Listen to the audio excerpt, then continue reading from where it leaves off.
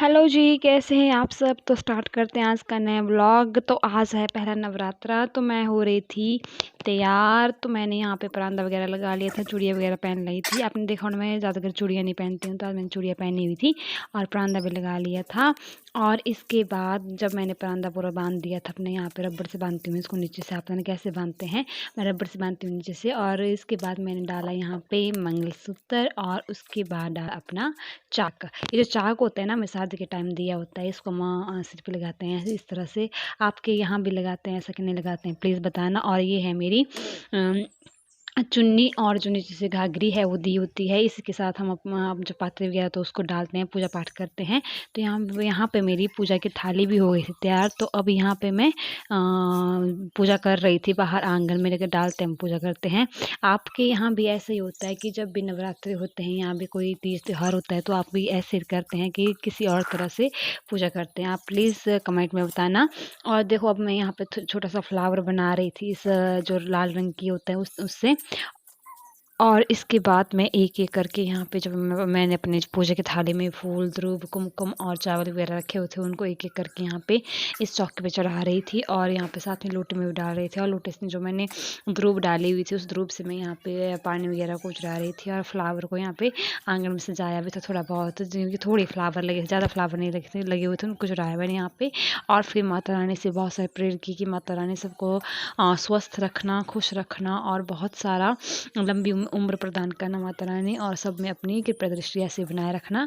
और यहाँ पे मैंने माता रानी से प्रेयर की, और उसके बाद माता रानी से बहुत सारा आशीर्वाद लेके मैंने यहाँ पे अपनी पूजा यहाँ पे ख़त्म कर दी थी। और ये था मेरा जो चौका मैंने यहाँ पे दिया हुआ था, उसको मैं आपको बाद में बता रही थी।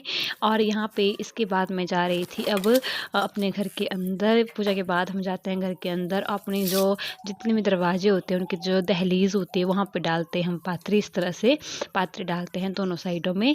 और पहले लगाते हैं यहाँ पे हम कुमकुम। कुमकुम लगाने के बाद जो फूल, ध्रुव और चावल लिए होते हैं उनको एक एक करके चढ़ाते हैं। और दहलीज माता को प्रणाम करते हैं कि माता रानी हमारे घर में ऐसे सुख शांति बनाए रखना और अपनी कृपा दृष्टि यहाँ पे रखना। इस तरह से मैं हर एक कमरे में जा रही थी इसके बाद, और हर एक कमरे में मैंने ऐसी पात्री डाली हुई थी। और ये था मेरे सास ससुर जी का कमरा, जो जिसके बाद मैं यहाँ पे गई हुई थी। और यहाँ पे आप देखना पूजा की थाल में मैंने जो धूप रखी हुई थी ना, वो बुझ गई थी। तो इसके बाद मैंने उसको भी फिर से जलाया हुआ था, और फिर से मैं यहाँ पे पात्री डालना को स्टार्ट किया हुआ था। और अब इसके बाद मैं हर एक कमरे में गई, वहाँ पे मैंने पात्री वगैरह डाल ली। अब आप मेरे को ये ज़रूर बताना है कि आपके वहाँ भी ऐसे डालते हैं कि आप क्या करते हैं। जो गाँव होते हैं ना वहाँ पे तो ऐसा होता है, लेकिन जो शहर होते हैं वहाँ पे मेरे को नहीं लगता वैसा होता है।